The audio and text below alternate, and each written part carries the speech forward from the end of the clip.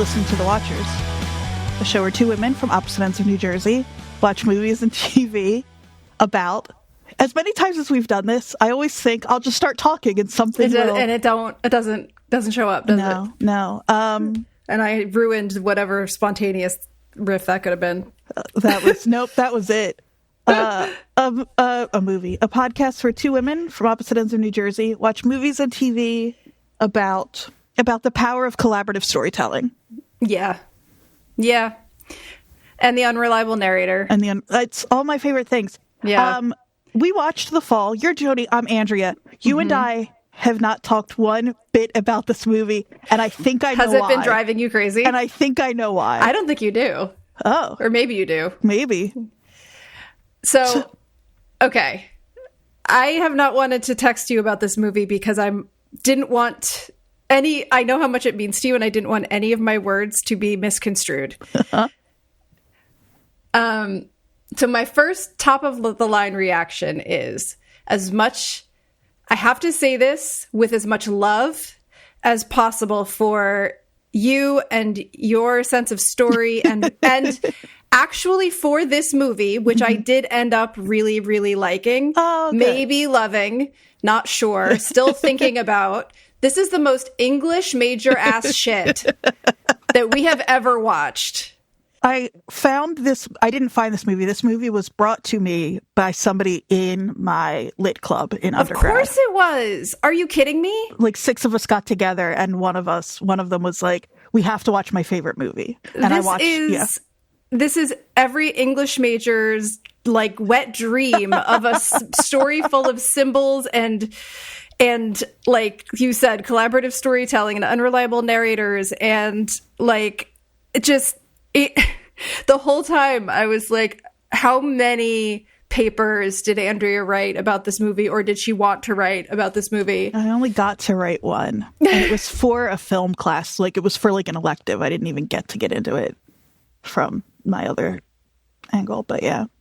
So no, I did really enjoy this. I was skeptical going in. I am a little bit allergic to like real like bald-faced sincerity and like funny costumes and all of the like there's there's a vibe that I don't think you'll take this as an insult, and if you do, I want you to know I don't mean it as one. But there is, I think, a lack of whimsy on your end in a lot of you know what? I'm taking that back. Jodie. It's not whimsy, because I know what you're saying, though. So you know what made me stop saying that is I started to say it and saw the little crocheted chicken you dropped in the chat. Right. That's whimsical. Whimsy. Also, like, I have watched every episode of 20 seasons of Taskmaster 21 now. Yeah, it's not like, whimsy isn't it's the not word. whimsy, but it is like that real, like, open-hearted sincerity, like wearing your heart on your sleeve, being really obvious about all your intentions. Mm-hmm. Like, this movie could not be more direct in saying what it's about than it already is. Like, it's so... But it ended up winning me over. Like, at first I was like, so the first like 10 minutes or so, I was like, all right, you know, with the preamble, or not preamble, but like the opening scene, the cold open, I guess you could call it, of the like, you know, stunt gone wrong. The stunt gone wrong, yeah, in black and white. And I was like, all right, okay. And they pulled the horse up, and I was like, that's a nice visual. Okay, cool. And like, you know, I'm a photographer. I'm a visual person. I love the cinematography part of all of this. So of course I'm going to get into the way that this was done. That's why I felt okay making you watch this movie, even if I wasn't sure you were going to love the story. Because I mean, I love the story and we can talk about it, but the story is almost incidental to looking at this movie. Yes and no. I mean, like, so I did obviously, the visuals were an easy way for me in, but I also, the costumes for me could have gone either way. I did eventually kind of fall into just accepting it, but a lot of it was maybe too over the top for my instinctive reaction to the movie. And yet I did spend all of last night and part of today reading about this movie, not because I felt like I had to, but because I thought it was really interesting. Mm-hmm. And because the cinematographer was like This was literally his first feature film. Like, he was the focus puller before this. Like, yeah. Not you said the focus puller, which is right. I want to make sure our listeners don't hear he was a focus puller before this movie. No, he was the focus puller for this movie and got promoted on set. Right. Yeah, exactly. But what ended up happening is after that first scene, we meet Alexandria. And Andrea, I have not had a maternal instinct in my body in about a decade. And I was like, where can I adopt a small child from Romania? Like, can she come live with me? I know she's in her 20s now, but like, that might be okay still. Like, I want that child. It's the most charming human on the planet. This is a movie that the story is so kind of simple. Yeah. Right? So it's a girl who is part of a migrant family from Romania. She breaks her arm and is in this hospital in Los Angeles where she meets Roy, who is a brand new stuntman. It's not even like he's had a long career. Yeah. He has broken his back, basically, become paralyzed because he did a stunt where he rides a horse off a bridge. The two of them, he starts telling Alexandria this story because he's trying to win her over so that she will help him steal morphine so he can kill himself. And so that's what's happening on the outside. And then within that is this narrative of the story that they're telling together. It's told through Alexandria's point of view. So all of the characters and stuff are kind of populated by references that she's more aware of. Yeah, people in her life, people in the hospital. Yeah. And that's the plot without giving away the ending, but in a way it becomes something where he is the antagonist and her quest is to convince him not to die. Like, she's going to get better and go back to her family, and he could go back to some life after this. It wouldn't be the same life, but like, the stakes are entirely created after this accident by his desire to die. Right. That's right. Because even the worst person in his mind in this movie is just like kind of a suave, slimy filmmaker who like stole his girlfriend. Yeah. Like, the biggest tragedy that's happened to him is that his girlfriend left him, not the fact that he's now paralyzed. Right. Like, he is much more concerned about that.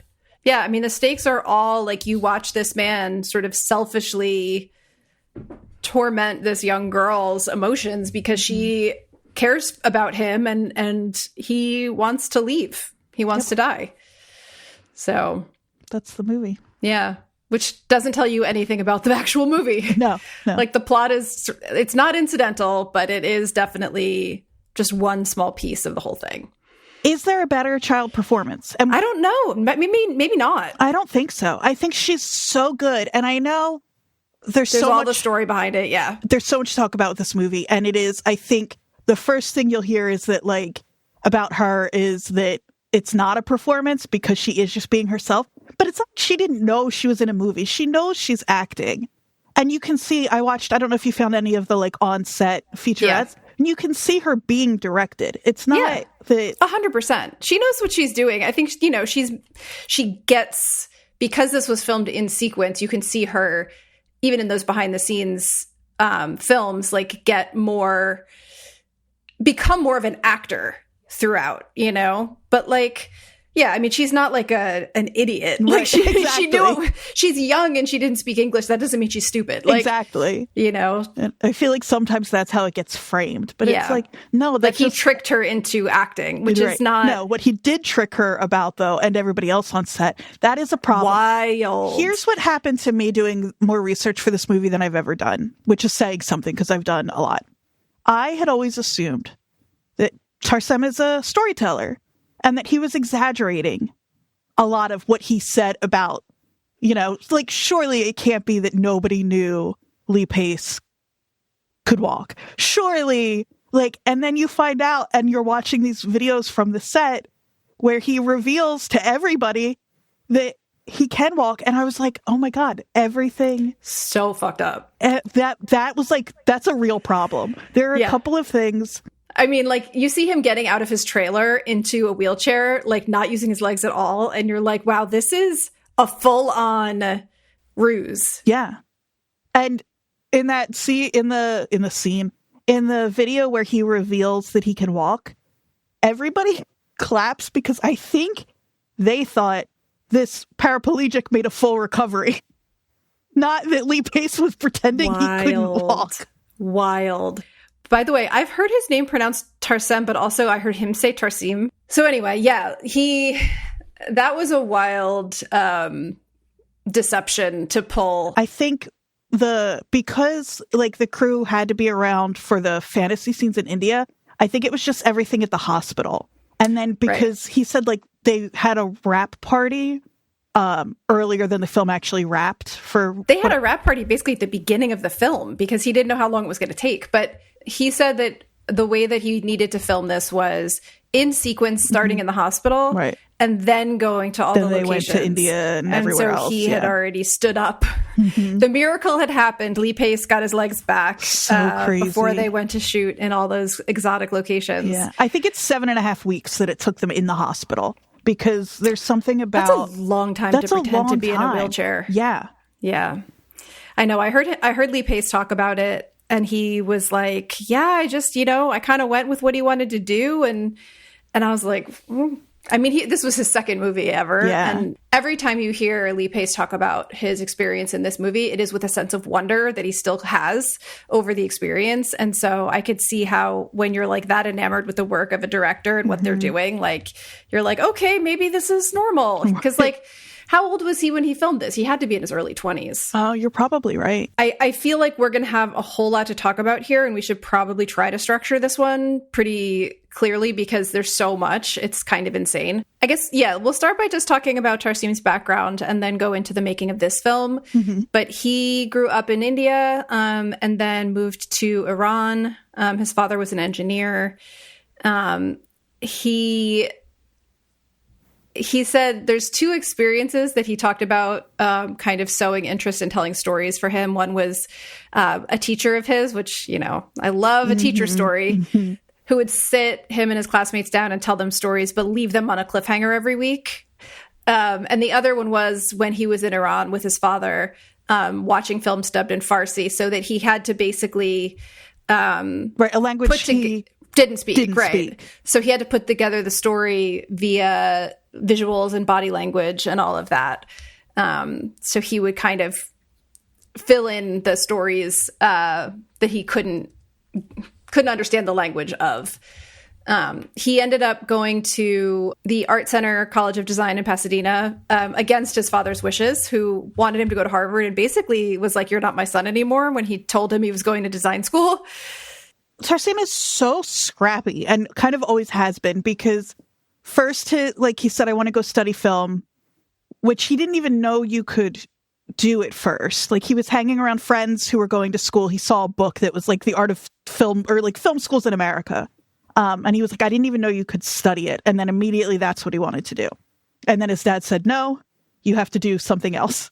And so he enrolled in whatever school and just sent somebody else in his place. Like, he never went. And then through that he got a scholarship to the design school, Art Center College of Design. Yeah. And and his dad wanted him to go to Harvard, like you said. His dad said, you don't exist anymore.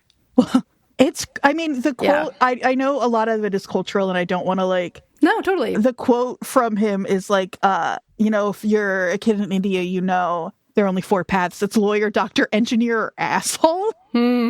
Yeah. So his brother became really important to his career actually existing because his brother became a lawyer. He actually ended up putting his brother through law school after he made some money doing a lot of commercials and music videos, which I'm sure we'll talk about. But yeah, scrappy is the right word. Like he got out of college and ended up working in music videos and commercials really extensively, making a ton of money doing it. And really high scale. Like if you look at his credits, it's all Pepsi commercials and Nike. Yeah. Yeah. And then the videos that he did were super well known. The REM's Losing My Religion video, which was a big fucking deal in the height of MTV. Hold On by En Vogue. Some really good stuff in there. Yeah. And then he ends up getting into film with The Cell, which is a movie I haven't seen. Have you seen that movie? I haven't either. And I think it is a little bit like The Fall in that, like, people who have seen it really love it, but it has like a weird reputation. Yeah, it takes place. I think it's another kind of big swing. Like, it takes place partly in like a virtual reality world where there's like a serial killer involved, and like the serial killer is unconscious, and I think Jennifer Lopez is inside of his brain trying to find out where his victim is. And I think that now that you say that, like, yeah, that sounds right. But there's a lot of crazy costuming and a lot of like multiple worlds coexisting in it. I don't know that I actually want to watch it, but I was curious because I had heard of that movie, I think just because J-Lo was in it, and I didn't realize it was him. A fun fact about his college experience is that he went to college with Michael Bay and Zack Snyder. The trio of all people. That's the golden trio. Yeah. He was in a bunch of the student films that they did. So funny. Crazy. But yeah, after The Cell, he just like, he went through a breakup and then decided to throw it all to the wind. Yeah. Apparently. When you said earlier about him, about the movie being so sincere, and like, I don't know if you said heart forward or if that's just the phrase that I would use for it. You can see that in this movie. Like, oh my God. Yeah. That breakup. He even said like the original villain was the old guy in the bed next to Lee, who he's stealing pills from. And it wasn't until later in the movie that they decided to make Odious Sinclair. And it was because of the breakup. He was like, and it's so funny because it's such a silly thing on the one hand where it's like, Roy is probably, depending on how we view the ending, but at the very least, his career is probably over. Whether or not he actually recovers and is ever able to walk again, I think is also up for debate. Definitely. But the thing that is too hard for him to take is that he's had his heart broken. Yeah. Which is so like, that's the way somebody in real life making a movie who is in the middle of heartbreak would feel. Yeah, absolutely. And so it was based on a 1981 Bulgarian film called Yo Ho Ho. It's on YouTube. Is it on YouTube? Yep. I watched the first few minutes and then I kind of scrubbed through the rest of it. I don't know why I never. And he says like this is a movie though that he's been working on for, more years than that movie itself was. But it is pretty direct, actually. Like, it's really very much taken from that movie. Like, he bought the rights to it very early on, and then basically stewed over it for years and years and years, trying to figure out how to get it done. But when I started watching the beginning of Yo Ho Ho, it's like I'm watching the it scene. Now. I see that, the opening, yeah. It's really, really direct. It's nowhere near as interesting visually. Right. Yeah. I'm scrolling through now. It just looks like a movie. Yeah. And the performances seem fine, but none of it had like a feel of any like magic to it. In the original, the child is a boy, Leonid, and the story is about pirates. And there's a seafaring tale that they go off on. But a lot of it is very one-to-one. He's killing off the characters. The kid doesn't want him to. The kid is connected to a mythological story as well. So Alexandria and, Alexander the Great. There's the same sort of variety of nationalities in the characters or origin stories. But yeah, so he saw that movie back in like 81 or something like that when it first came out and just wanted to make a version of it and just sat on it for, 20 years. It's crazy. It's so crazy. I love his quote that I liked on it was he acquired the rights to the film and he said, "I started to collect visuals." And like that could mean just kind of casually like picking up, inspiration here and there. But like in that behind the scenes documentary, you see their like war room with all the references and stuff. And you're just like, oh, this was an obsession. Yeah. Big. I mean, so much so that like he said, we found Katinka is the young actor, and knew that we had to make it right now. And so we sold everything, like my brother and I, except the house, and said, like, let's make it happen. Like he's so funny too, because he's like, you know, if it didn't do well, it would have been a vanity project, but I get to call it a passion project. Mm-hmm. He says he doesn't know exactly how much it ended up costing him, although he estimates it's around $20 million. He went bankrupt financing it, and he told his brother not to tell him exactly how much he lost until he's ready to know. He claimed the cost of the film as business losses on his taxes for years, guessing by the end he finally probably broke even. And I often read it said that this was the most expensive self-funded movie until Megalopolis. But I think the origin for that is Tarsem himself. So I don't know if that's actually true, especially knowing that he's not sure how much he spent.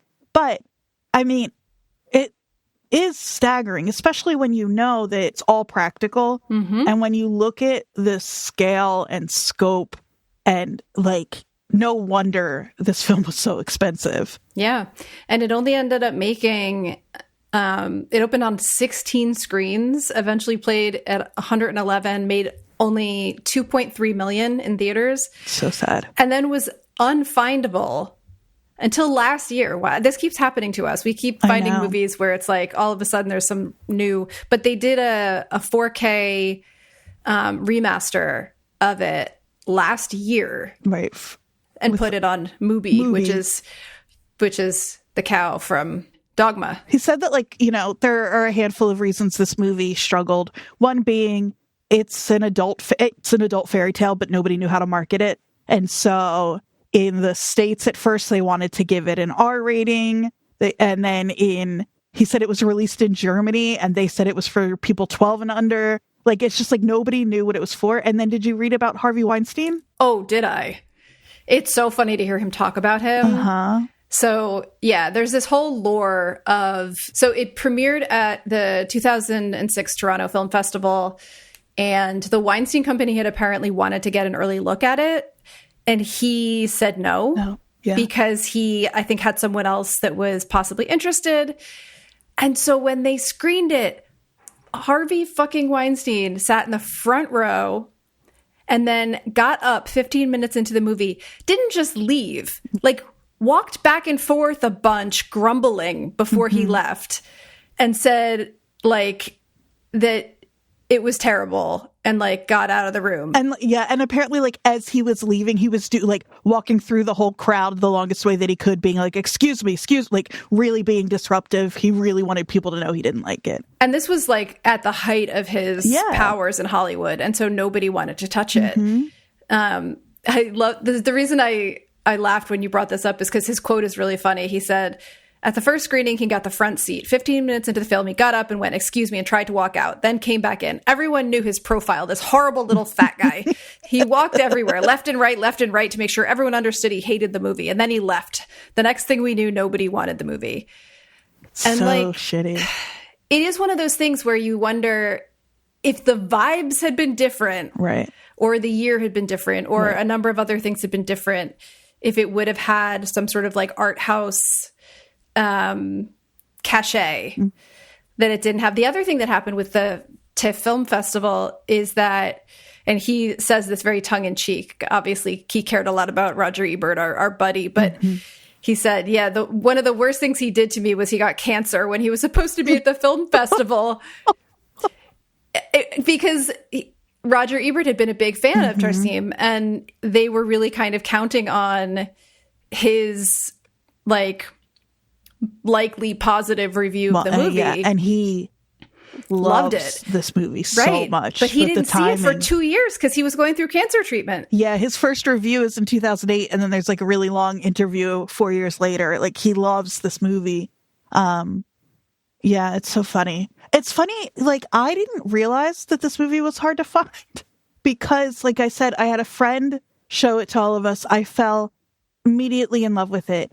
And then one of them, I think it was him, gave me a DVD of it for my birthday that year. And so... people were buying DVDs of this for $200-$300 on eBay. Yeah. For years. It's crazy. But yeah, he ended up having to self-finance the release of the film in 2008 in partnership with Roadside Attractions. And that is when he finally sent it to Ebert after it had been actually released in 2008. And that was when he wrote a review of it, giving it 4 stars. Yeah. Well, and like, it's funny too, because there's so many people like, when you start watching the movie, it says, presented by Fincher and Spike Jonze. Spike Jonze, yeah. Who really tried to like push the film. Yeah. Right. I mean, they didn't get any money for that or anything. They just did it because they believed in it and they believed in Tarsem. And like he says, he's got so many of those little stories that he tells every time that all they've ever gotten from it is when they're all in the same city. His sister cooks curry for everybody. And like they even tried to Fincher tried to set up Tarsem with different producers and financiers and stuff. And he would bring his little cigar box to the meetings with all of Alexandria's little trinkets. Mm-hmm. And no one had any desire. They had no vision for it. They had no vision for it. I mean, he also apparently like refused to do a traditional Hollywood pitch. Like he talked about it in fragments. He talked about the script being sort of like, he said, and the way he talks about the movie, it really did write itself in the making. Yeah, he said, you think it's hard raising money for a film? Try telling people the script is going to be written by a 4-year-old. It's going to be dictated to me by a child. Plus, they need to shoot in numerous countries. Like, and also Lee Pace is the star. Like, he'd only been in one other thing. Yeah, exactly. So all of the things that he was insistent on as being vital to the movie. But he was right. I don't think this movie works. You have a kid who is even the slightest bit not as good as Katinka. You have an actor who like can't balance that being really sincere, but also being kind of hard to like while at the same time being so lovable. Like he's doing so much. Like, yeah, he's doing a lot with a little. Like the a lot that he did was all the location shooting and all of the visuals. But like, because when you said in the beginning, the movie is almost more about the visuals, I think it's equal. I think that like the scenes, like the visuals are beautiful, but without Lee Pace and Katrinka, like there's no movie. The two of them together are just like magic. Mm-hmm. I think one of the reasons he was able to do this, like obviously he, like you said, sold everything, but he also cleverly. I love this. This is, we don't really have a Jersey connection that I could find at all for this movie, except for what I know you're about to say now is some real Jersey get it done shit. Yeah, because he would be flown to all these exotic places to shoot commercials for like Coke and Nike and all these big, huge brands. And while he was there, he would tack on. He'd fly his crew out. Yeah, fly the crew out and like tack on some shooting for his movie. It's so smart. Yeah. So smart. He shot in, there's different numbers tossed around, either 24 or 28 different countries. So wild. Yeah. And he also paid everyone equally. So like no one got more than anyone else. They all got, sort of the same rate. And it ended up seeming to create this like real bond between the crew, the cast, everyone that was like, this is our movie. Like we're doing this together partly for, you can tell in those behind the scenes videos, they are doing it for the vision of this one person, but they all seem very invested as well. Mm-hmm. Yeah. It's really remarkable. I mean, the scrappiness is everywhere. Like it's in the, tacking on shooting to his different ad shoots. But there's the story about the blue paint, which I'm sure you read. Uh-huh. Like he wanted to shoot in the city of Jodhpur, which has like blue painted houses. And so in order to make them really vibrant, he just gave them all blue paint and they all like refreshed the paint on their houses. So it was this vibrant, like, almost surreal blue. But everybody kind of like chipping in to do their part to make it work. And the hospital was like still a partly working hospital in South Africa. Like half of it was a working mental hospital and the other half is where they were filming, which is very One Flew Over the Cuckoo's Nest. I was just going to say. Yeah. It's funny that this isn't the first time we've seen that. No, exactly. I'm just looking at a list of the countries they shot in. Oh my God. Right now. Yeah. And India, South Africa, Spain, Bolivia, France, Namibia, Italy, Cambodia, Indonesia. It's wild. Crazy. It's Czech crazy. Republic. I mean, all over. Yeah.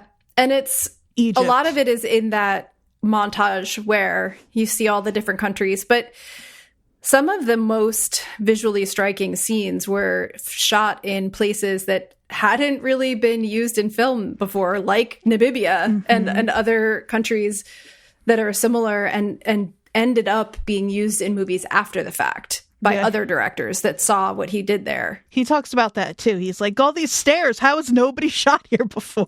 That MC Escher shit, man. I know, it's crazy. So cool. Yeah, it's really incredible. So he worked with a lot of people for this film that he'd been working with for years, and I think that was another big part of it. Specifically, Nico Sultanakis, and his wife at the time, Eiko Ishioka, as the costume designer. And she had worked with him on the cell, as had Sultanakis. He seemed to kind of gather this group of collaborators around him that he just worked with over and over again. I love the way he talks about her. Yeah, we will talk about the costumes in a bit, because I loved learning about her. Yeah, so just cool. Incredible. So in terms of the fact that like this movie looks like nothing else, really, I bet you read this quote. This really stuck with me. I wrote it down word for word. He said, "Originality is the art of concealing your source. People think my work looks original because my references are stolen from places they aren't too familiar with," which is so fucking spot on. Yeah. It's like Western audiences are not familiar with the sort of Eastern European and Bollywood and all of these other like rich film traditions. We don't have those references. And so it all looks new to us. And meanwhile, he's like, no, that's this, and this. I'm stealing from these things. This is what I love. And like, just like everyone does. I'm saying stealing not pejoratively. I'm just saying like everything is borrowed from everything else. Yeah. He said, oh shit. He said there's only one thing he didn't have a reference for.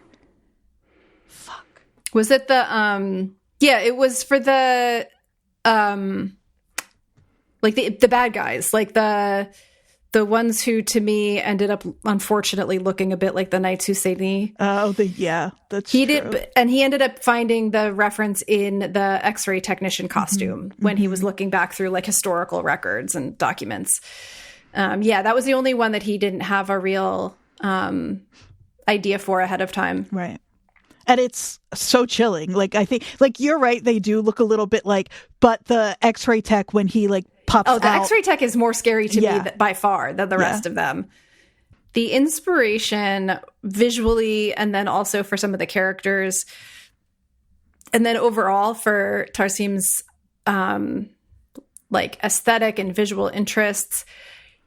I read an interesting like list of them. So this is from, I believe, an article in the Michigan Quarterly Review. The article says, Tarsem's loves are diverse. Among them, the writers Borges and Gabriel Garcia Marquez, Polish cinema, Coppola's Dracula, Tarkovsky, painter Caravaggio, photographer Joseph Kudelka, and erotic imagery, as well as the imagery of different religious traditions. And viewers have seen in his work reference to Derek Jarman, David Lynch, and visual artist Damon Hirst, The Wizard of Oz, and the stories of Grimm and Arabian Nights. Like, it's all over the place. Damien Hirst and the Brothers Grimm. Like, what? Why not? Yeah. But it does kind of all come together in a really, like, I don't know, it just works kind of way. It could feel really disjointed.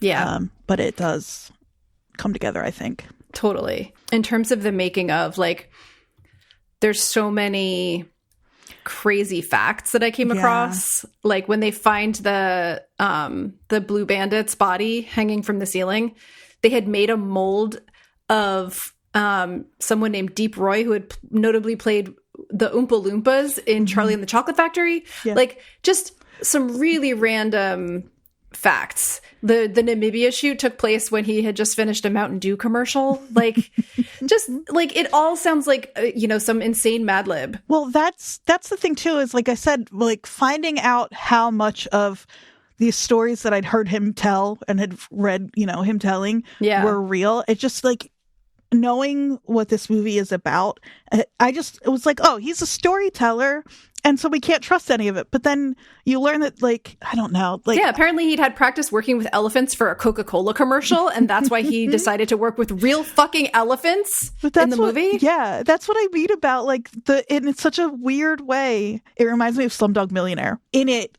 he's on their version of Who Wants to Be a Millionaire, and every question he gets asked, you flash back to what happened in his life that gave him, because he's this, like, poor kid who grew up, like, I mean, really rough, but has all these, like, little moments in his life that make it so he happens to have the knowledge. And that's what it reminds me of, learning about how he made this film, where it's like, oh, you can flash back, you see the elephants on screen, and you're like, where did these elephants come from? Coca-Cola commercial. Yeah, exactly. Or like Big Fish. It reminds me of Big Fish, if that kind of thing. Other folks involved in this that we should highlight real quick before we move on. We mentioned the cinematographer briefly, Colin Watkinson. After this movie, the thing that he's most known for is work on The Handmaid's Tale. Mm-hmm. He was cinematographer on like 19 episodes of The Handmaid's Tale and a bunch of other music videos. He did Katy Perry's Firework music video and an Avril Lavigne one. And I watched a couple of bits of them.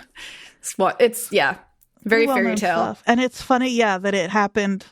I mean, who knows? I'm sure he would have done well had it not been, even if he hadn't worked on The Fall. But it is there that he got pulled up. And I mean, literally, like, he went from just being, the focus puller to being like, you're in charge. Yeah. There you go. I love it. Insane.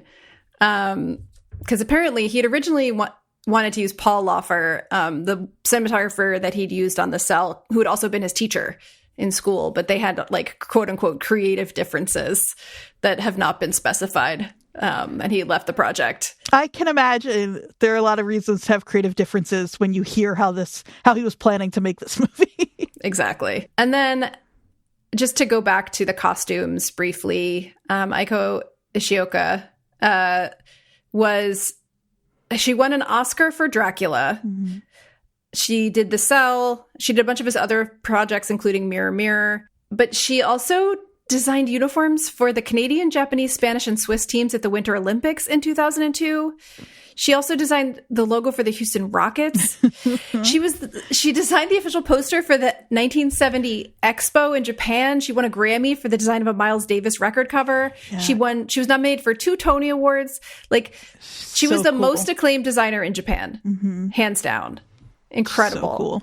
But he being Tarsem really just kind of said, it seems like he said, you are a genius. This is my film, but this was your part, and, like, do it. Yeah, he said, usually what you do is you try to find somebody who is like, he's like, is so out of the box, and then you rein them in a little bit, because it's a lot harder to find somebody who's like pretty good and then tell them to push beyond their limit. But with Aiko, you couldn't tell her to work outside the box because she didn't know there was a box. Yeah. Like, she was fully doing her own thing. Yeah, that's the quote. She was not aware there was a box in the first place. Yeah. Yeah, so cool. It makes me want to go look at a bunch of her other work. Mm-hmm. Yeah, she sadly passed away in January of 2012. But just seems like the coolest person. Yeah. Yeah, she was in her 70s when she passed, which is still too young, but she did have a pretty long career. Yeah, she designed costumes for Grace Jones. Like, she was all over the place. Well, that makes sense. Mm-hmm. And also, I shouldn't besmirch her. Julie Taymor's Broadway musical, Spider-Man, Turn Off the Dark. Oh no. Isn't that the one where people kept falling from the ceiling? Yes. It's the musical. Got it. I need to talk about the 5 characters in this, but should we talk cast first, or maybe tie it in? Because there's not a whole lot I mean this kindly, but there's not a whole lot to talk about with the cast, because part of it for Tarsem was that he wanted people who weren't known, and I think that lends to the fairy tale of it. It's so much easier to see them play these dual roles if you don't already have preconceived ideas. They kind of work like these little mythic heroes because of that. And well, let's talk a little bit about Katinka, just to we talked about how she was this was her first anything. She was not an actor at the time. But I do think that it's interesting to hear the story of how she got involved, but also like how she was coached on set, because there's a lot of that in the behind the scenes video that you can actually watch her kind of being coached by Tarsem. Apparently at some point he had to stop talking to her and talk through like her Romanian handlers because she was getting an Indian accent. It's so funny. I just watched a video of her from a few years ago, and now she's got this really posh British accent. So some people I think just pick up accents really quickly, and she's obviously one of them. That would make so much sense. Like, yeah, and it's how she was learning English. She was learning it from the person she was talking to in English the most. Yeah, would have been Tarsem. So she seemed like kind of a sponge for everything around her. They talked when they were doing the re-release in 2024. Apparently, they talked to Tarsem, and he said, she works at Waterstones. She has a regular job, and her hobby is professional pole dancing. I meet her every couple of years. She's coming here with her boyfriend, and I'll meet her again today. It's just like she just went on to a normal life. She's brilliant, but she just didn't do this anymore, really. I also I literally looked up her LinkedIn because I Googled her to see what else she had done. And what ended up coming up was her LinkedIn page, not like an IMDb. Yeah. Like she is a digital marketing manager now. She is a normal person. She got an MA in publishing and a BA in drama. And she has a normal corporate life now. I mean, good for her. Yeah, totally. Nothing wrong with it. Just surprising after the sort of, you cannot watch this from the moment she comes on screen without seeing this child as having so much spark and potential as just a presence on the screen, that it was surprising to me that she didn't go on to do more big roles after this. It's hard.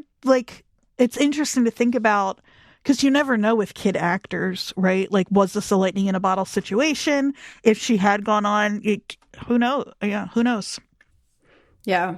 I think her chemistry with Lee Pace, they didn't meet until they were about to film the very first scene. They kept them away from each other, and their chemistry is just instinctive. It's natural. It's not created for the screen. They just had that kind of almost instant connection in a way. Yeah. And it's so sweet to hear Lee Pace talk about her. He's like, I've never had a scene partner like her before. And I know.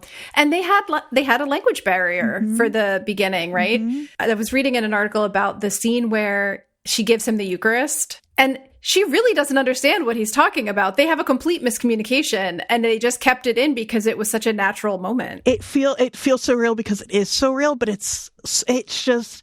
And that behind the scenes, I almost want to recommend, if people watch The Fall or watched it for this, make sure you go watch that behind the scenes, because it is not what you think of. You think it's going to be talking heads, and it is not. It's just almost with no commentary, just filmed on set interactions. And you can see when they were filming the scene after she has her big fall, when she's trying to get him the morphine, you can see the two of them so close to each other, and they're surrounded by all these giant cameras.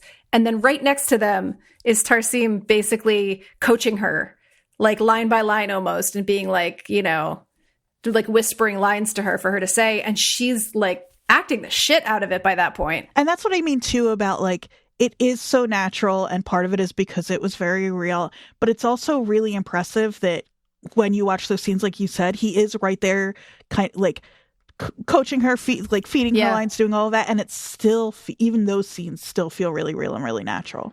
Yeah. And it made me think about how much weight actually was on Lee Pace in the whole hospital filming sequences, because not only is he basically pretending that he can't walk, not only does he have to act in these very emotional, heart-wrenching scenes where he's basically suicidal and this child is trying to keep him from killing himself. He also has to be aware of the reactions that she's having to him and her inexperience with this process. And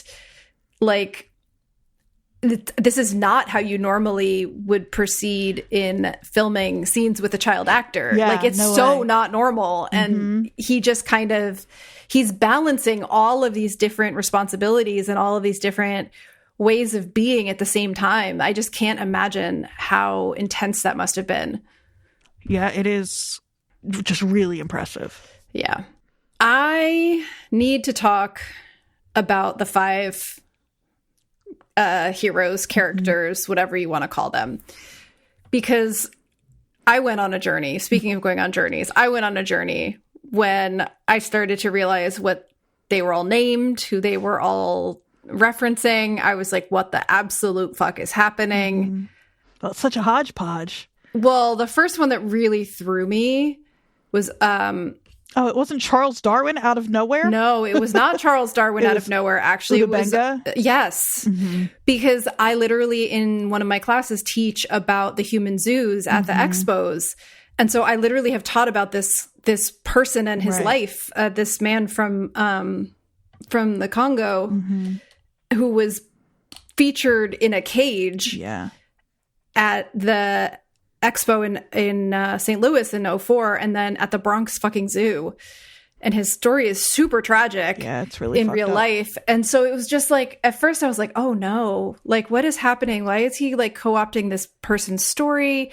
But what I ended up reading, which I'm sure you know, is that like the characters that get pulled in were things that were happening in the news at the time, during the time frame of the story.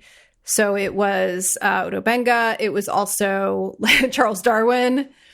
I love the fact that his monkey is named Wallace after Alfred Wallace, the person who Darwin, like, you know, fought over credit for his theories, basically. Yeah, and there's that funny little moment where he shoves Wallace into the backpack. He's like, wait, I have an idea. Yeah, yeah. It's so funny. And then the other folks involved, let's see. There was Luigi with the bombs. They're explosives guy. I didn't find out what he was supposedly referencing. I don't think that's what I mean about it being a hodgepodge. I think it really is. And it really feels like, well, this is, you know, he's telling this story. He's making it up on the spot. He needs like names and some ideas. And so. Yeah, it's like, this is what was in the news. So, and I mean, it is a couple of those. It's true to the idea that if you're making up a story and then you're telling it to someone, that someone, like, your references are going to be whatever comes to your mind first if you're doing it off the cuff, and then that person's going to insert their idea of what you're saying from their own memories, and like that's how crossover. You get that miscommunication with the Indian. Yeah, I know. Again, it was a journey that I went on where I was like, wait, they're using phrases and terms that reference like indigenous people from what is America now. That would be like, his reference point. That and would you be get his reference point. Like kind of reveal, although it's not really a reveal because you know from the beginning, like because of the words he's using, that he's talking about, like you said, an indigenous person, and she has told him that she has this friend from India, so she hears Indian and she plugs him in, and I just think that's so clever and sweet. And then what ends up really kind of creating the layering of like what actually happens when you kind of collaboratively tell a story is that all of the characters in the story that she's imagining are people from the hospital. You know, the ice delivery guy, and I love him. You know, the orderly and the people from her life outside of the hospital. You know, the Indian is an orange picker that she knows. And so, and of course, Sinclair as Governor Odious and Nurse Evelyn. As Sister Evelyn. It's just, I really love the bleed and how it becomes like more and more like when Nurse Evelyn sneezes and you get it in the fantasy world. And and like the way that, Alexandria like forces her way into the story by the end, that's what really kept me, like, I don't know, I like I said, I started out being like, a little resistant, not on purpose, just kind of like wanting to actually really love this because I wanted to have a reason to want to talk about it, but also being like not immediately being drawn in. And then but really entirely by her performance and then her connection with Lee Pace. As the story goes on, she's taking it from him. Like It's he's really getting cool. weaker and weaker, and she's making it her story until she literally shows up in it physically, dressed as him. It makes me, I'm going to cry now. I know. That moment is so good. She's like, Yeah. your daughter. Like, Yeah. Yeah. And then the moment that I like was so obvious that it was almost painful, but also still emotionally like stopped me in my tracks is when he's telling the story and he's like, it's my story. And she just immediately is like, it's mine too. Mine too. Yeah. Just she's like right, natural though. as hell. But yeah. But that's what really drew me in, was watching that happen, like starting to catch on to how the story was being crafted and then watching it fade from his perspective and his direction to hers, and her trying to like force the ending that she wanted for the story out of him. Yeah. Yeah. And she gets it kind of.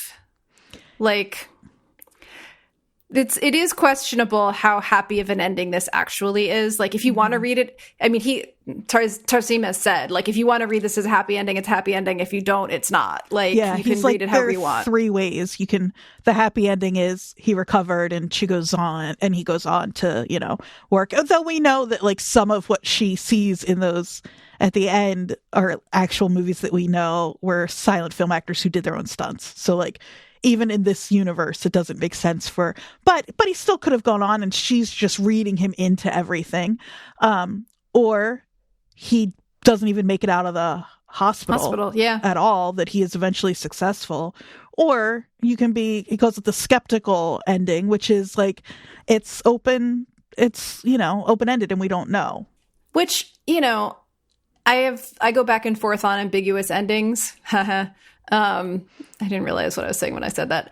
I go back and forth on I'm ambiguous about ambiguous endings, but I liked this one because I felt like so much of this story was teetering on the edge of too much and too definitive and too like hammer meet nail, that if they had come down on like a solid happy ending at the end, I would have been like, oh God, come on. Well, that's like, a couple of things. The thing about the ambiguous, in general, I like an ambiguous ending if it makes sense for the story. I think there are a lot of books and movies that think it's clever no matter what, and even if it doesn't serve the story.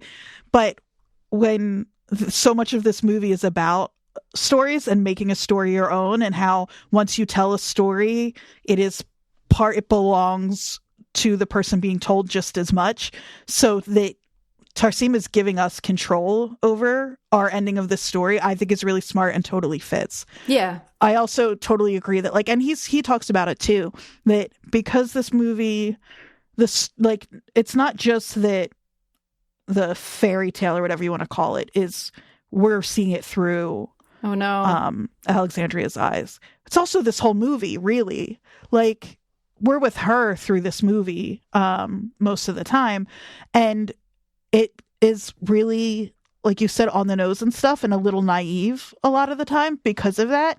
And that ending is what keeps it from being too, that's what pushes it into adult fairy tale even more than, No, that's true. I think that it is such a line that he's walking the whole time, that the fact that someone like me who is super skeptical of things that are like too sincere, it didn't get me right away, but it pulled me in as it went along. And I was happy that the ending was what it was.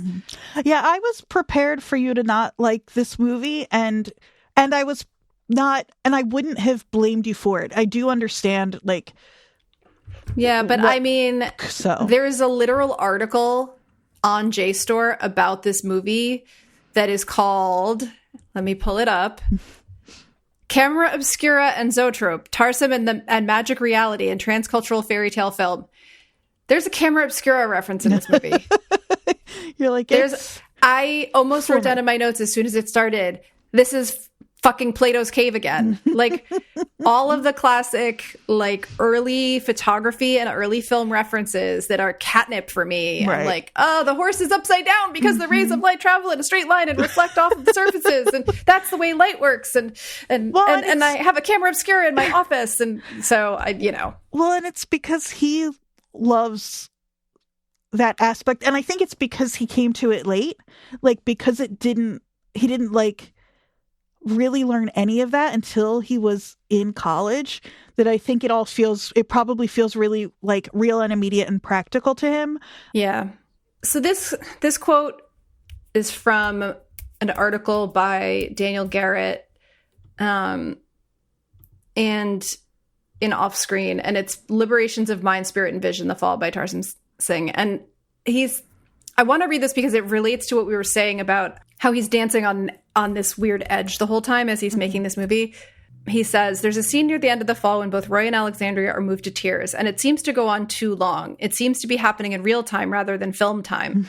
One realizes that films are more glimpses and suggestions than documentations or explorations. And at first I found the scene a bit too much, and then I liked it. And that's honestly, like, I think that is kind of what my reaction to the film was. Mm-hmm.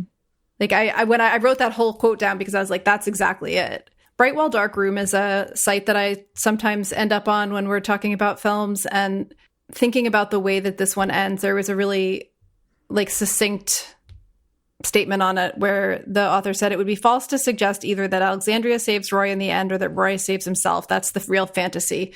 In truth, the two of them simply choose to keep going, a task made easier by their friendship and their journey together. Mm-hmm. And like that keeping going could be a week, or it could be much, much longer, and we don't really know. Mm-hmm. I think in that same article, oh no, this is Michigan Quarterly Review. Speaking of the camera obscura of it all, I loved this. The author said, Roy isn't inherently evil. He's temporarily a camera obscura, seeing things upside down and backwards. Circumstances have made him forget his obligation to treat others humanely. Yeah, that's the thing that makes it, because it could be really easy to just hate Roy, because because at first he really isn't trying to be like, or at first it's unambiguous that he is trying to win this little girl over so she will get him drugs. Yeah, he's manipulating her. And it's not just that like he has to really learn to care for her across the movie. And by the end, he clearly does. Mm-hmm. Like, he's still selfish at the end until the very last like moment of him deciding to not kill himself as the last character in the story. But he's referred to in one of the pieces I read as serious, self-serious, and extremely grave. And the self-serious part I think is really key there. Yeah, that's right. I don't think I will watch this again immediately, but I feel like I will come back to it, and that I've been thinking about it for most of the day, thinking about specifically the performances, watching Lee Pace in interviews just be the most charming human on the planet. It actually, what it made me want to do is revisit *Halt and Catch Fire*, which is a show that I don't think you watched. No. I watched all of it. So Mackenzie, what's her face is in it from Station 11? Mackenzie Davis, the lead in Station 11. She's one of the leads in that show. Isn't it like a cop show? No. Oh, really? It's a story about like the early days of the internet and the founding of like computer companies. Wait, really? Yeah. Halt to Catch Fire is a phrase referring to like a computer shutting down and like literally catching fire. I thought that was a cop show. She's like a hacker at some point. This whole time I thought that was a cop show. And he's like a slimy but also very sexy like computer executive guy. Oh. Well, you might really actually like it. Yeah, I might. Like, I actually really liked the show. It was a sort of a weird bird of a show. Mm-hmm. But it was really my main introduction to Lee Pace. Like, in that show, he is... Did you not watch Pushing Daisies? So I watched a little bit of it. I was not one of those people that, like, became obsessed with it. Mm-hmm. I had friends who were really into that show, but I didn't really, I don't know, I didn't associate him with it because I wasn't like a huge fan. Mm-hmm. But I did watch and like A Halt and Catch Fire, and it kind of made me want to watch it again because also Mackenzie Davis is great. I guess I'll have to give it a whirl. Yeah, it's definitely, it's only, I think it's 3 or 4 seasons. It was not very, it was not watched very much when it was actually on TV. It was during this like glut of prestige TV, and sort of unfairly compared to Mad Men, I think, as like an office drama. I see. That was a tangent. But should we talk a little bit about reviews? We mentioned Ebert. Yeah, I'm trying to think if there are any little like hanging chads that I want to post-production. Oh, yes. Because he was like out of money. I was totally going to mention this and I never got to it. Yeah. He had to do a lot of the like, I guess the like ADR. ADR stuff, including when, when that scene is so hard to watch when the mystic is dying and screaming and the birds are flying out of his mouth. Those screams. Yep. A lot of Wallace's stuff. The monkey. Kissing sounds. Yep. He said like 25% of it is Tarsem. That's so funny. It's again, whatever he's got to do to get a movie done. Yeah. I ended up, for some reason, and I'm not, the first part of this I think is still true. I hadn't watched a ton of stuff with him. I'd read a lot about the movie, but I hadn't watched any interviews. And I had it in my head that he was a real pompous asshole and like took himself really seriously.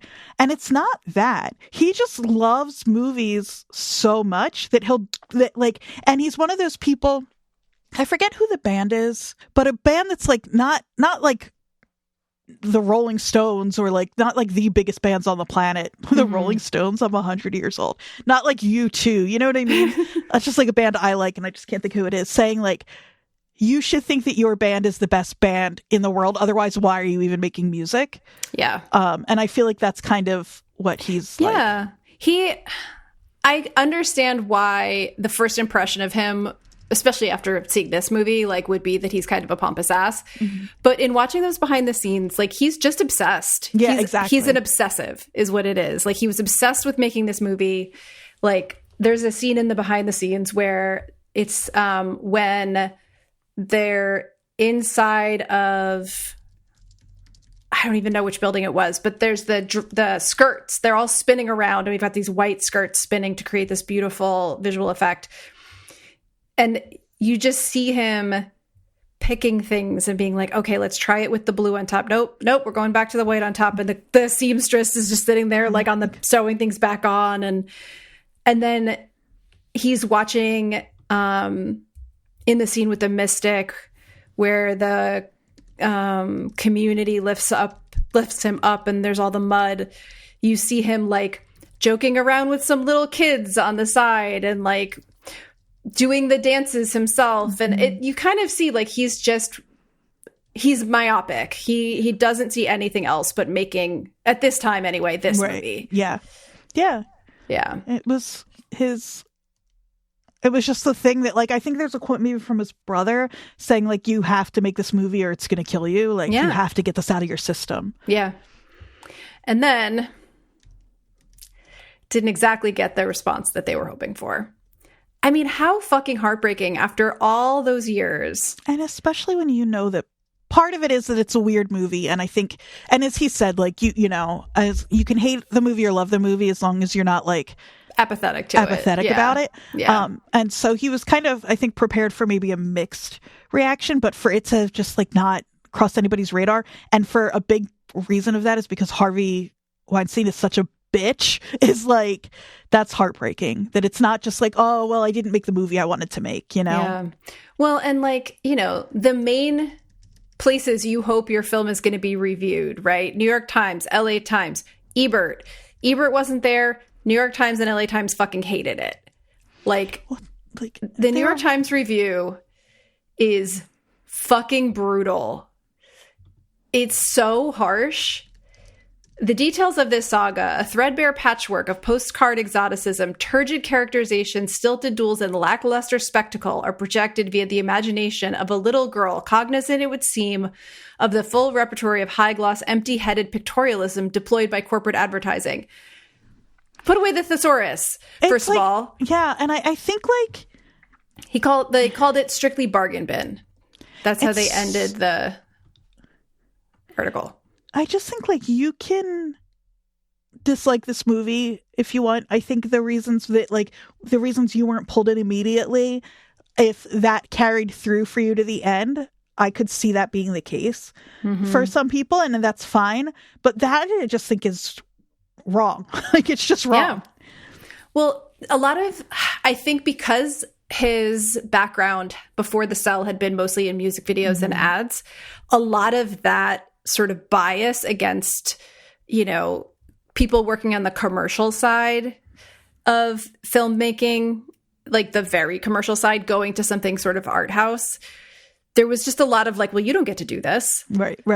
Like in the LA Times, Mark Olson wrote, Tarsem underlines the film with truly obnoxious levels of pretentiousness that insist on the pretty pictures as having capital M meaning, which only brings into sharp relief what a hollow exercise it all really is. Like De Chirico does MTV in the 80s.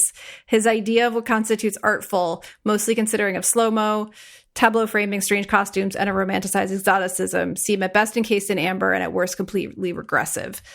Like, they were just having so much fun massacring this film. Like, it's not just like, oh, this didn't work for me, blah, blah, blah. It's like, this is a piece of shit, and this man is a piece of shit, and everything he did was terrible, and I hated all of it. It's like, so it cannot be like, I can't imagine these reviews being more hurtful after all the love that he put into this film. It's so wild, and and I think it is really thoughtful, and I think it is like, I think sometimes this movie just, like, there are shots that are stunning for the sake of being stunning, and sometimes, like, anytime they do like a really brilliant match cut where you get the Americana Exotica, which is not a real butterfly, and then it pulls back and it's their little island in the ocean or whatever, or the priest's head with the mountains or dunes rather behind him. Like, I just think that's so, like, that's somebody who's really thinking about the movie they're making. Yeah, that's not just somebody being like, I don't know. Yeah. And, to be fair, there were critics who at the time liked it, including Ebert. Tasha Robinson of the AV Club named it the best film of 2008. Someone from the Seattle Post-Intelligencer named it the sixth best film of the year. Like, there were there were a few people who really saw it and loved it. Well, and it's funny. Did you read the Dave Kerr article, also in the New York Times from 2008? I don't know that I did. It's like, I don't know who Kerr is. That's not a name. He's not somebody I've come across before. So I don't even know if he typically was I'm looking now, was a film reviewer in general or what? Maybe I'm an idiot and everybody knows his name, but he had like nice stuff to say about it. Like, but it was all about the visual effects. But like, The Fall, an independent feature film, is full of sights that provoke genuine astonishment. These images amaze precisely because they are quite evidently real, bursting with the life and detail that elude even the most advanced digital artist. And I wonder if that other reviewer, I know I keep going back to the fact that like they're practical effects and like nobody would let you spend this money to make that kind of, but I wonder, did Nathan Lee know that these effects are practical? I don't see anything in his review. Yeah, no, I don't think so. I feel like you should know that before you...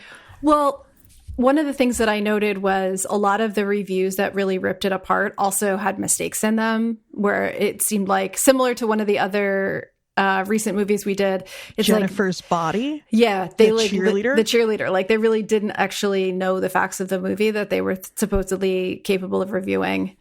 I want to talk about the rediscovery though of this movie, because we said in the beginning it got a new restoration in 2024. Mubi purchased it, and it re-premiered at a film festival in Locarno, where they had all the original cast was there, everyone that was able to be. The screening sold out in less than 10 minutes. So there was like a built up weight and need for this. Like Tarsem was there. He got 2 standing ovations. It says the theater laughed and cried, and the crew got to witness a reception that was 20 years overdue. Thank God. There was another movie like that recently that we talked about too. The thing that drives me nuts is like he had been talking to Criterion about doing the re-release, and they weren't interested. What is a Criterion movie if not this? Yeah, I heard him talking in one interview where he was like, we couldn't figure out the right way to contact them, so maybe we haven't reached out correctly yet. But that being said, like, Criterion's not coming to him. Like, they're clear, right? Like... But I thought it was cool because they had shot this in, like, the highest possible quality because they cared so much about this movie. They shot it in a way that, like, a Hollywood blockbuster would be shot in terms of the film stock and everything else. So they were able to restore it without, like, they just had to, apparently wasn't easy to find the files, but they had to find them. And then they found an unfinished 4K version without some of the special effects. So they had to go in and, like, add them back in. Special effects meaning just, like, I'm guessing color grading and retouching and stuff. But I love that. So this is what I wanted to talk about, because I had read that a bunch of times about the film festival and the rediscovery of it and how it hadn't been available and people were paying money for it on eBay. But one of the articles I read had an interesting theory as to why it started to have a resurgence. So in this article I read, it said the beautiful images and landscapes from the film made it especially shareable on social media, including Tumblr. I was just going to say. Where the film began to develop a strong fan base in 2012. As soon as you said theory, that was my guess, is what they were going to say. Yeah. That makes total sense to me. Like, Tumblr was such a place for, like, weird ass visuals that I didn't realize just how hard this movie was to find. Right. I was a big Tumblr person. And so if you look at my Tumblr, there's a ton of reblogs of sure. But it's just occurring to me now, most of those people probably sharing those posts probably hadn't seen the movie, because it's not like they all owned a DVD of this movie. They're just sharing it because it's so gorgeous. And so, what's the word that I want? Like, iconic, but meaning iconography, not iconic, like, you know what I mean? Like, it's one of those movies where you press pause and you could print that and frame it and put it on the wall. There's, like, not a frame in this movie that isn't perfect. I also think the, like, growth of the fandom around Lee Pace has also, For sure. Halt and Catch Fire came out in, I think, 2017. And so that's in that 2012 to 2024 window where, like, it was slowly building up steam. People, talking about the film, posting about the film, like, finding images from it. So the only difference other than the quality of the remake was an additional, like, 2 minutes. It seems like the scene with the priest and the snake was cut out. And then he added the Once Upon a Time in Los Angeles card in the beginning that was supposed to be there in the original. And he is so right. He talks about, obviously, like, that should have been in there the whole time, because it is, they're telling a fairy tale, but the whole movie is its own sort of fairy tale. And I think framing that would have probably helped them early on. But what's your favorite outfit in the movie? Oh geez. Okay, hold on, let me think. Let me ask that question like a person who's talking about movies. What's your favorite costume? What's your favorite outfit? What's your favorite outfit? Oh, jeans, a black t-shirt, some combat boots. In the old days, some silver hoop earrings before my ears got really sensitive. No, my favorite costume in the film. I think it's probably Darwin's coat, because I'm basic, because it's just so good. I mean, I feel like that's the right answer. That's what I was going to say. It's the obvious answer, but it's also, so I feel like it would be cooler if I had a different answer. My other answer is Alexandria's little copy outfit of his, because with her little mask and her little hat, it's the cutest thing I've ever seen. That it is just a 1-to-1 scaled down. They didn't, like, try to put her in, like, a little dress or no. like, nope. She's dressed just like him. Also, Man, as someone who had rotator cuff surgery last year, watching her walk around with her arm like this, I was like, oh no, I remember that. And she's got the little box in her hand the whole time that she's holding, like, awkwardly. Ugh. Oh, you know what my favorite scene is? I mean, they're all my favorite scenes, but you just reminded me of when she finds out that he read her letter, and it's not gibberish, whatever, but he says the thing about throwing oranges, and he's like, everybody knows you like throwing oranges at the priest, even the priest. Yeah. It's such a cute little... I do think that it would be a good Halloween costume to go as Alexandria, like a good, like, super obscure one, with, like, especially if it had lined up with when I had my surgery. Oh my God, that's so funny. And I had the sling that, like, held your arm out from your body a bit. Just walk around in, like, a white dress with a gray sweater and a box. That's great. Little That's braids. Great. So good. She's just, like, is she my favorite character in any movie ever? I mean, she is pretty fucking magical. Like, She's as someone good. who, like I said, is pretty hard-hearted sometimes when it comes to movies that are trying to get your heartstrings. Yeah. Usually I'm like, fuck you can't have that. With her, instantly, I was like, I don't want a child. Only that one, though. Her little monologue at the end, and he says, thank you.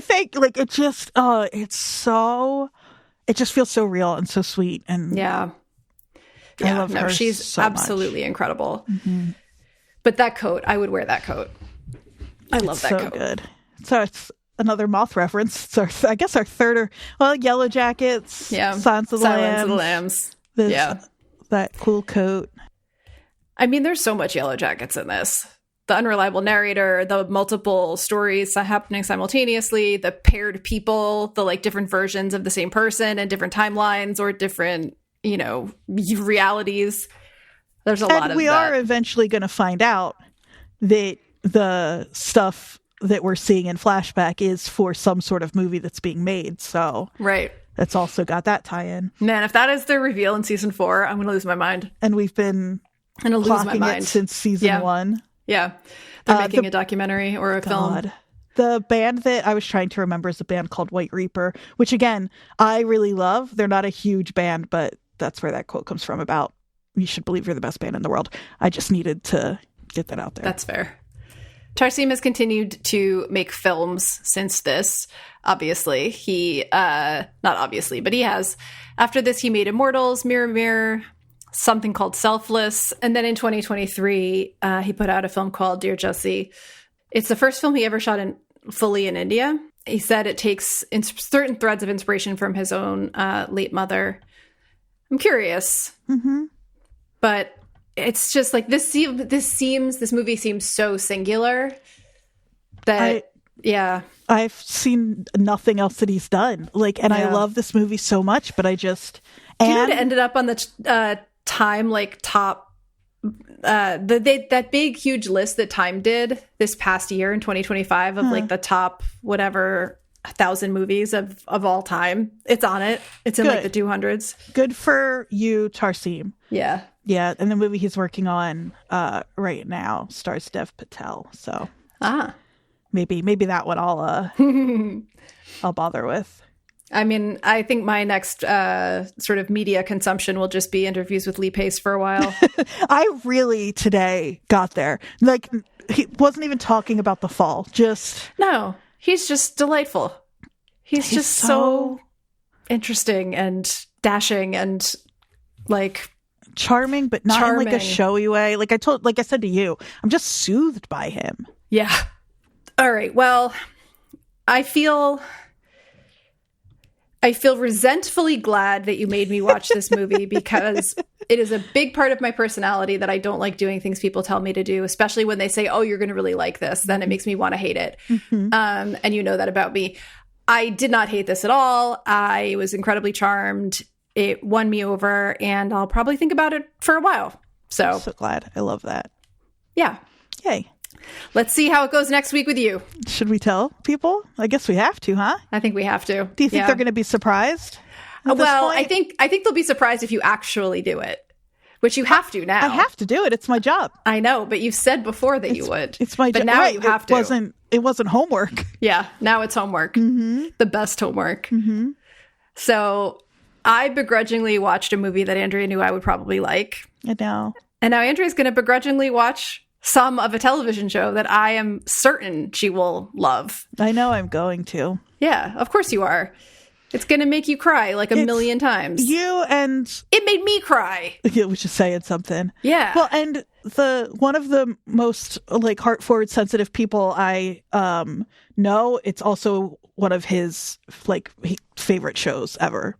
I mean, Jeff fucking Hiller. Come on. I know I'm going to love it. It's not, I haven't been ready. And now I have to be. You have to be. So for next week, Andrea is going to watch the first season of Somebody Somewhere. Mm-hmm. It is only, I believe, 6 or 7 episodes, each of which is about a half an hour long. So it's a lot, but it's not like, a season of 6 Feet Under. No, it'll be a few hours of my week. It flies by. And so our listeners who haven't watched it yet can also, if you start today watching an episode a day, you'll be done before it's time to listen to the podcast about it. There you go. It is an HBO Max show. It is still on HBO Max. You may be able to find it now on other services. I think it's on Hulu, the Roku channel, YouTube TV. Some of those are paid. Some require like an additional HBO Max subscription. It appears on Netflix yet. A lot of those shows do end up on Netflix, but I think it's still tied to HBO at the moment. I plowed through a rewatch of season 1 like 6 months ago just for the hell of it. I turned on the first episode and was like, oh yeah, I'll sit through the rest of this. I mean, I'm excited. We can, in the meantime, I would love to hear from you all. How many times, if you've seen Somebody Somewhere, how many times do you think Andrea will cry watching the first season? Because I cried multiple times. Probably, I would guess in season 1, maybe 2 to 3 times. So I'm going to guess 5 to 7 for me.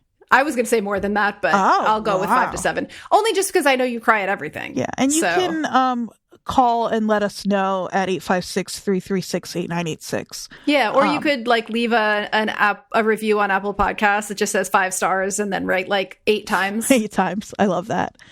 I have a recommendation from somebody else that I want to share before we leave. Friend of the pod, Judd Packard from the Wayfinder Camp, who joined us for listeners to talk about the We Can Be Heroes documentary, asked me to send along that if you were in Philly, but I think this play is going to like make its way around, so just kind of keep your eye out for a play that's just called Job. Okay. It is by Maxwell Friedlich and it's directed by Deborah Block. And yeah, it is in Philly. It came to Philly last weekend, October 30th. It's here until November 16th. They said it's extremely good. Everyone should go see it. Bonkers ride start to finish, and just 2 people on stage the whole time. Had a thrice extended Broadway run with 2 actors from Succession and has been touring for a year. Oh yeah, that guy. So I'm looking at the people in it. Yeah, so I'm not sure about the Philly cast, but nice. It seems great. Yeah, it looked like I was looking into it because, I wanted to make sure I wasn't steering folks wrong. And it's gotten great reviews. Seems like really unique. So I'll link out to it. So folks are interested. Check it out. Yeah, it looks interesting. Mm-hmm. Yeah. Good. All right. Well, that'll do it for us this week. They can find, if they want to reach out to us in the meantime, you listeners can email us at watcherspodnj@gmail.com. You can find us on Instagram at watcherspodnj. You can find me on Instagram at Jodie_Mim, JODIE_MIM. And I'm at AQAndrewAQ. And as we always say, as we always say it, always bang yourself in the head, get in the car, go to New Jersey.